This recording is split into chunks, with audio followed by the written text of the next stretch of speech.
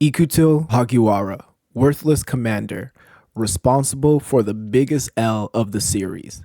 It was 6v1, the anti-Cloud Gouger Special Forces versus the man, the myth, the legend, Sojo, and they still couldn't get the job done. Sojo delivered such a bad ass whooping that the second half of the battle was off-screen, leaving two survivors, Hagiwara, the squad's commander, and Kazune Machi, the most recent addition to the squad. With an epic name like the Anti-Cloud Gouger Special Forces, I expected more from you. If you're gonna make me say a mouthful like that, come on now. Anyway, the chapter starts off with a quick flashback of Hagiwara and his squad making preparations for the upcoming battle against Sojo.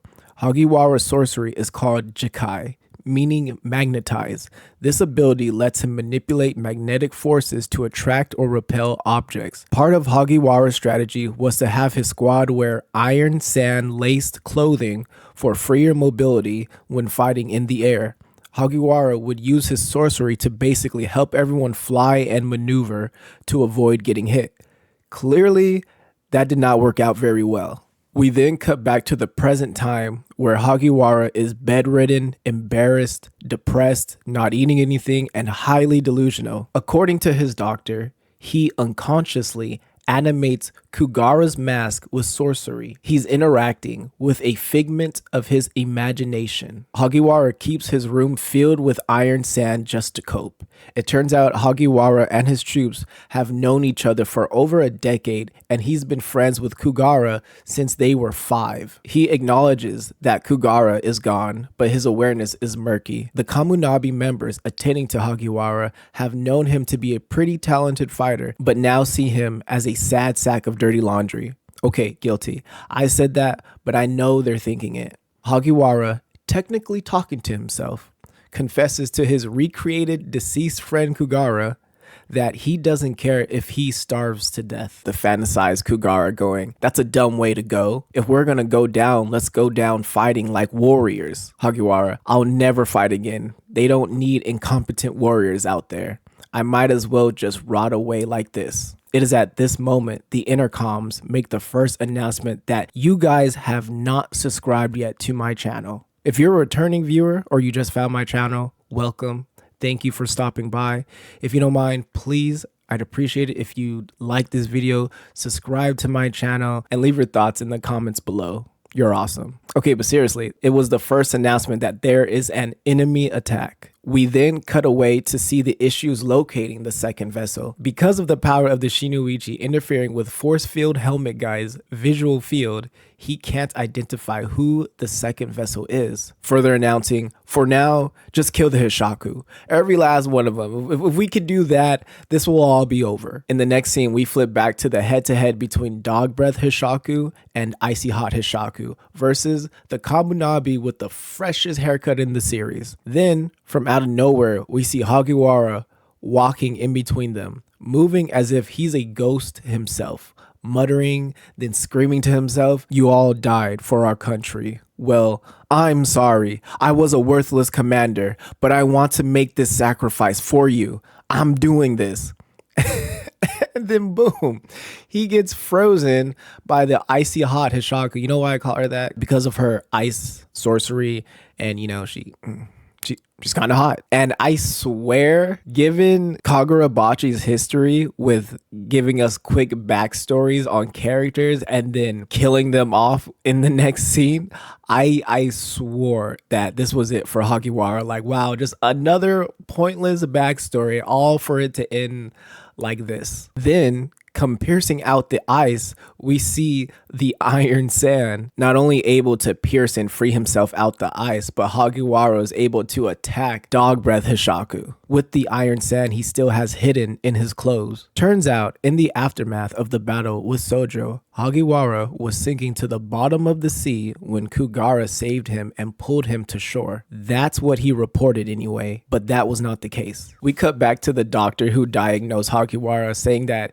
he's not in his right mind. Do you know what he told me? He told me that he got saved by Kugara, but in reality, he's the one who pulled himself out the ocean. It must have been at this moment when he's drowning, about to pass out due to a lack of oxygen, where he imagined his friend saving his life when in reality it was his own sorcery saving him. The doctor says that this psychological trauma has conjured a fantasy version of Kagura. Seeing his condition, most people would probably conclude that Hagiwara's career is over. But the very essence of sorcery is the natural circulation of spirit energy without conscious mediation. That's such a cool line.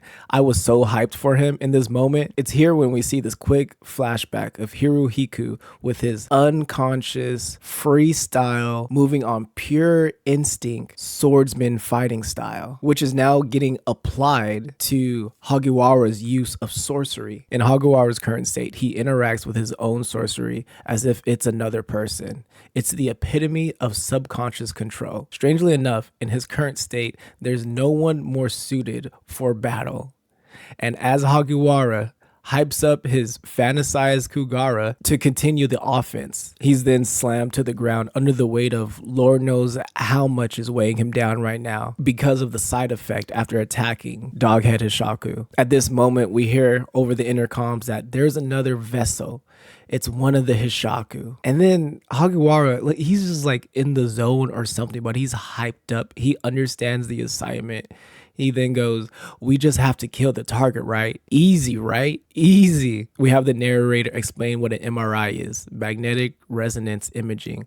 Applies a powerful magnetic field to a human body and uses the body's own magnetic properties to generate visual images of its internal structures. Applying this to his sorcery, Hagiwara is able to detect literally every person within the Kamunabi headquarters. By manipulating a gigantic magnetic field, he can scan the internal organs of the people throughout the Kamunabi headquarters. And just like that, in a matter of probably seconds, he figures out that it's the prep boy Hishaku. And then Hagiwara commands his recreated Kagura to impale the second vessel. And just like that, even to Dog Breath Hishaku's surprise, he sends his attack towards Prep Boy Hishaku, and in the last page, we see him getting impaled through the chest by the recreated Kagura, yelling out, "We still got it, partner."